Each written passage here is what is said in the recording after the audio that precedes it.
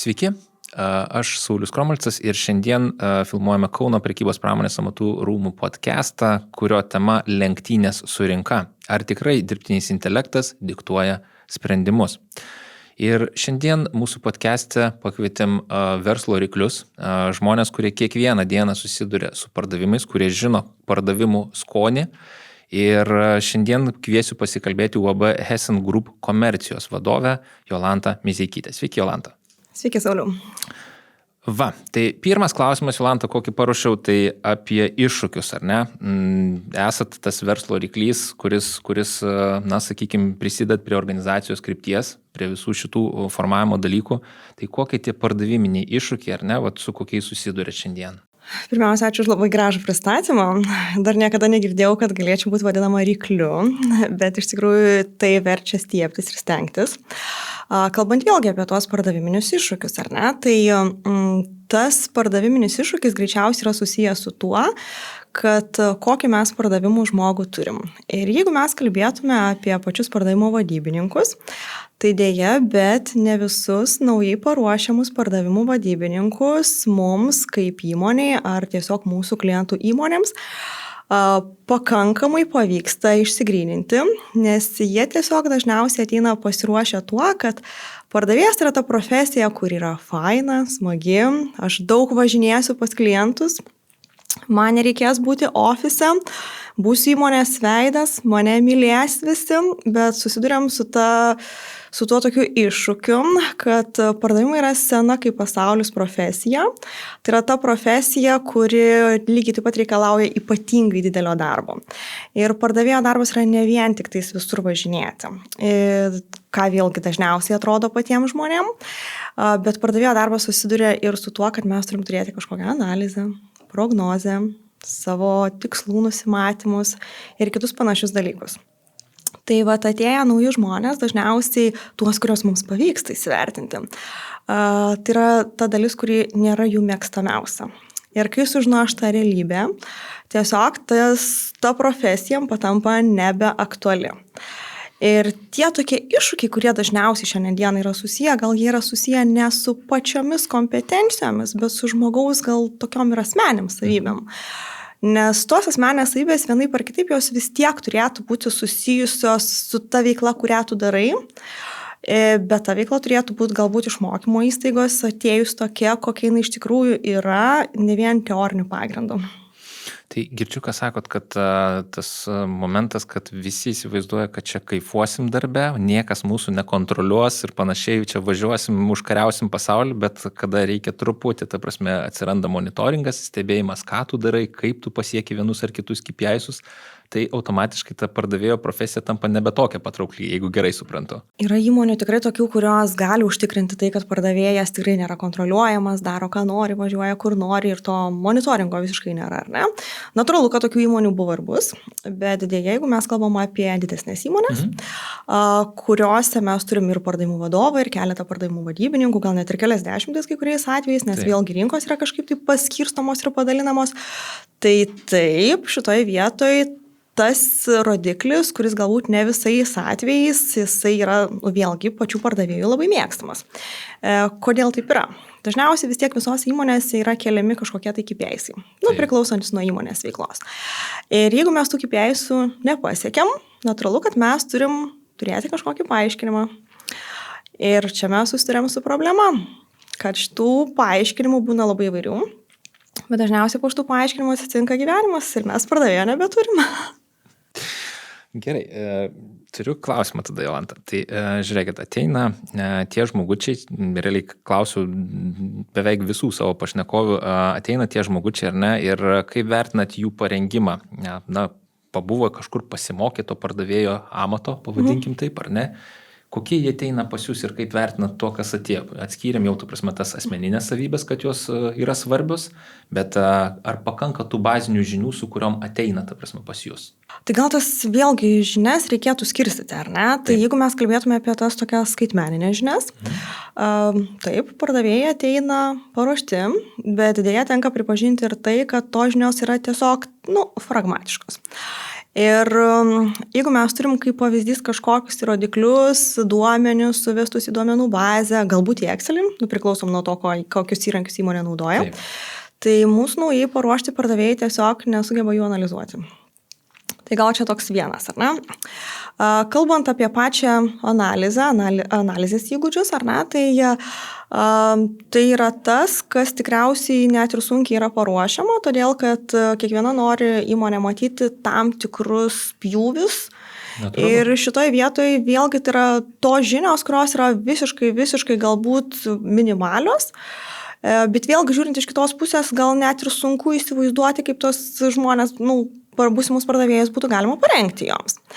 Jeigu mes kalbam apie šiuolaikinės kompetencijas, dirbtinio intelekto naudojimo pardavimuose, visi atėję nauji pardavėjai žino, kas tai yra. Tik tai suprantama tai, kad dirbtinį intelektą visi, vėl galbūt ne visai visi, bet šitoje vietoje jie maišo su tuo, kad tai yra ChatGPT. Lygybės ženklas, ne? Lygybės ženklas visiškas. Tai šitoje vietoje aš net nežinau, kaip čia reikėtų komunikuoti, kad tai yra tiesiog vienas iš įrankių, ar ne? O dirbtinio intelekto įrankių yra be proto daug. Tai taip, dirbtinį intelektą žinom, bet dėja, kai reikia suformuoti kažkokią tai užklausą, tai kiek yra tekę matyti, tai užklausa prasideda 3 žodžiais, gali būti iki 5. Natūralu, kad dirbtinis intelektas galbūt ir atsakytų, bet į tokį užklausą yra pakankamai sudėtinga tą padaryti ir atsakyti. Tai šitoje vietoje tikriausiai reikėtų dar kalbėti apie tai, kad reikia mokinti, taip galbūt, kaip užklausas reikėtų suformuluoti, nes dirbtiniam intelektui užklausas formuluojamas lygiai taip pat per keletą etapų, siekiant nusimatyti tikslą, siekiant gauti tam tikrą rezultatą, ko mes tikimės, kokio atsakymo, iš tų visų vėlgi tos kompetencijos taip ir auginamos. Bet vėl mes turim pereiti ir prie to, kad kai kurie įgūdžiai, kai kurios kompetencijos atsiranda tada, kai mes pradedam dirbti. O kokius dirbtinio intelekto arba, sakykime, skaitmeninės programas taiko savo veikloje jūsų įmonė? Nes suprantam, kad ateina tas jaunas su begalio optimizmo jaunuolis, ar ne, atsineždamas, savo kuprinį tą viską sprendžiantį ginklą ChatGPT, ar ne? Kur, kaip ir sakė, turiu 3 mygtukus, surašyti kiekvieną kartą ir susiduria su ta realybė, kad yra dar ir kiti toolsai, įsivaizduoju, kad akis išsiplečia, ne, tai kokius tos kitus įrankius taiko jūsų įmonė, ne, tiesiog, jeigu reikėtų. Sauliau, žinok, visko pasakyti negaliu, nes tikėtina, kad šito podcastą matys lygiai taip pat ir mano konkurentai.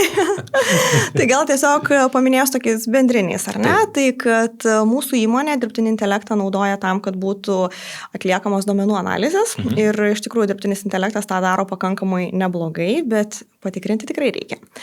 Ir jeigu mes kalbėtume apie tai, kam dar tikrai iš tikrųjų tas yra naudojama, tai yra prognozėms. Prognozėms ateinančiam mėnesiui, ateinančiam ketvirčiui, ateinantiem pusę metam, lygiai taip pat pusei metų. Tai iš toje vietoje suformulavus tikrai tas tokias teisingas užklausas, tikrai mes galim kalbėti apie tai, kad dirbtinis intelektas mums padeda. Nepyk, nesakysiu įrankį. Gerai. Pasukim pokalbį į tą pusę, kiek kritinis mąstymas, ar ne, ir situacijos vertinimas iš tų žmogučių, kurie ateina pas jūs, yra svarbus, nes jau išsiaiškinom, kad yra 3 mygtukai, ar ne? Ir dabar vėlgi, kaip validuoti tą, ką gavau informaciją, kaip matom su tuo specialistus, kiek pas juos yra to kritinio mąstymo, ar ne? Ir ką daryti su to, ką mes ten nustatėm ir radom. Kritinis mąstymas turbūt viena iš tų pagrindinių kompetencijų, kurias turi turėti kiekvienas pardavėjas. Pradėkim nuo to, ar ne? Ir kritinio mąstymo tu čia, nežinau, kokius mokslus turėtum baigti, kad jį turėtum. Vėlgi, tikrai neneigsim ir to fakto, kad tai yra ugdoma tam tikra savybė ir tikrai tą galima pasiekti. Taip, kritinio mąstymo šiandienai naujai ruošiamuose specialistuose labai mažai. Na, vėl čia diskutavom ir su mokymo įstaigom, ta prasme, kad sako, žiūrėkit, jie jau ateina iš anksčiau, iš mokyklų, ta prasme, su tam tikrų kompetencijų stoka ir va čia vėl tas momentas, kas turėtų prisidėti ir kaip prisidėti prie viso šito. Tai diskutavom, kad vėlgi vos ne kiekviena grandis tengiasi įnešti arba prisidėti prie viso šito, kad tas būsimas specialistas, ta asmenybė, ar ne, įsitrauktų į tą rinką ir jinai būtų produktyvi. Tai klausimas būtų galbūt toks, ar jeigu būna pakankamai neaukštas procentas kritinio mąstymo ar dirbtinis intelektas, kurio tikslas yra, ar ne, iš savęs padaryti produktyvesnį patį procesą. Ar jisai gali išgelbėti, na, sakykime taip, jeigu turim daug vidutinybių? Atsakymas turbūt labai trumpas ir paprastas. Gali, jeigu mokėsim suformuluoti tinkamą užklausą. Dirbtinis intelektas tikrai šitoje vietoje padės, bet vėl pereikim prie tos problemos, kad šiuolaikinis jaunimas kalba 3 žodžių atsakymų principu ir dažniausiai iš tie žodžiai nebūtinai visada tarpusavy yra susiję. Tai jeigu mes tikrai mokėsim formuluoti užklausą, tikrai padės. Bet reikia suprasti tą, kad pardavimuose dirbtinis intelektas tikrai nenugalės žmogaus. Pardavimams dirbtinis intelektas gali padėti, bet reikia suprasti tą, kad su klientu užmezgamas ryšys paspaudus ranką, pasikalbėjus, turint akių kontaktą. Ir taip, bet jeigu mes turėsim pardavimų specialistus, kurie tik tai sėdi prie kompiuterio, laukia užklausų, taip, savo kelrodės žvaigždės, nenori, kad niekas jiems aiškintų, nenori jokių KPI-sų, tai taip, tai yra šitie pardavimų vadybininkai, tos žvaigždės, kurios tikriausiai kaip sužibo dangui, taip labai greitai ir užges. Tai užvedėt labai gerai temą į tą pusę, kad iš principo jau pirmas dalykas promptų rašyme, jau reikia gilinti skilsus. Nežinau, neklausiau mokymų įstaigų, ar yra toks dalykas atskiras promptų rašymas ir panašiai, bet manau, kad tikrai turėtų integruoti į studijų tinklelį. Pritariu. Va, galėsim atiduoti rekomendaciją. Klausimas, kokių dar papildomų kompetencijų, ar ne, vat paminėjot vėlgi verbalika, neverbalika, ar ne, kokių dar kompetencijų turėtų palavinti tie jauni ateinantys pardavėjai? Bent man atrodo šiam momentui, ar ne, kad tos kompetencijos turėtų būti lavinamos ir tam pačiam bendravime. Šiuolaikinis jaunimas yra tas, kuris nori visko čia greitai ir dabar. Pardavimuose labai gerai, jeigu tai pavyksta, bet jie tai būna ne visą laiką. Ir kartais įmonės nusimato tam tikrus klientus, kur pardavimas gali užtrukti ir 3 metus. Tiesiog gilinimas žinių, teisingas priėjimas prie kliento, išlaukimas tam tikrų momentų. Vėlgi mes kalbam ir apie kantrybę, ar ne? Tarsi, tai iš toje vietoje lygiai taip pat yra tie tokie skilsai, kurių reikėtų. Mes, jeigu kalbam apie tą patį bendravimą, apie tiesiog tos kėdės, kaip pardavėjo profesijos pasimatavimą, tai aš rekomenduočiau ilgesnės praktikas. Nes jeigu ateina studentas, kuris praktiką turi nuo mėnesio iki 3, tai mes, kaip sakom, bandomasis laikotarpis, tu tuo metu tik tai spėjai susipažinti su kolegomis, su programa. Dažniausiai atėję jauni žmonės, ką geriausiai moka, tai kelia iki kavos aparatų. Na, yra sakoma, kad realiai, kad darbuotojas integruotųsi, ne veltui bandomasis yra 3 mėnesiai, bet realiai pusę metų, kad jis pilnai, ta prasme, įsilietų į procesus, tai suprantu, kad tikriausiai to pagrindu ir sakot, kad reikėtų tą praktiką daryti ne 2 mėnesių, o truputį ilgesnę. Tikrai taip. Kaip galvojat, ką švietimo institucijos turėtų padaryti iš savo pusės, žiūrint į tą dirbtinio intelekto visą evoliuciją, tokią greitą evoliuciją, ką turėtų padaryti, kad būtų didesnis sąlytis su verslu arba kad pagelbėtų verslui? Tai manau, kad šitoje vietoje tas toksai visiškas tarpusavio bendradarbiavimas, tarp mokymo įstaigos, tarp to socialinio partnerio, kuris galėtų būti potencialiai to mokinio, studento, potencialios praktikos vietos, kaip darbdavio ateities ar ne, ta tokia specifika, jinai turėtų būti vienareikšmiškai ta, kuri yra susijusi. Ir aš manyčiau, kad mokymo įstaigos turėtų labai įsiklausyti į tai, ko reikia patiems darbdaviams, kviesti juos į savo paskaitas, važiuoti su studentais į realias darbo vietas. Nes vėlgi mes šitoje vietoje susidarėm ir su tuo, kad mes kalbam apie tai, kad patys ir tie studentai geriau supranta tada, kokios yra darbo funkcijos konkrečiai ar ne. Ir vėlgi reikia turbūt paleidžiant tuos naujosius pardavėjus priminti jiems, kad jie turės ne tik važiuoti pas klientus, ne tik gražiai atrodyti, bet jiems dar kažką reikės ir padaryti.